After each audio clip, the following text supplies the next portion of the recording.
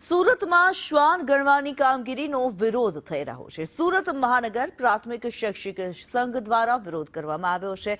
રખડતા શ્વાન ગણવાના આદેશનો વિરોધ કરવામાં આવી રહ્યો છે। એસઆઈઆર કામગીરીમાંથી હજી ફ્રી નથી થયા ત્યાં જ આ નવો આદેશ આવ્યો હોવાનો મત મહાસંઘનો પ્રવર્તી રહ્યો છે।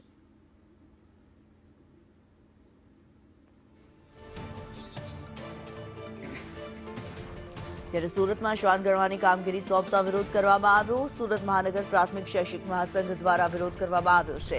એસઆઈઆરની કામગીરીમાંથી શિક્ષકો હજી તો ફ્રી નથી થયા ત્યાં જ પોતાની શાળા અને આસપાસના વિસ્તારમાં રખડતા શ્વાનની ગણતરી માટે આદેશ કરાતા વિરોધ થઈ રહ્યો છે।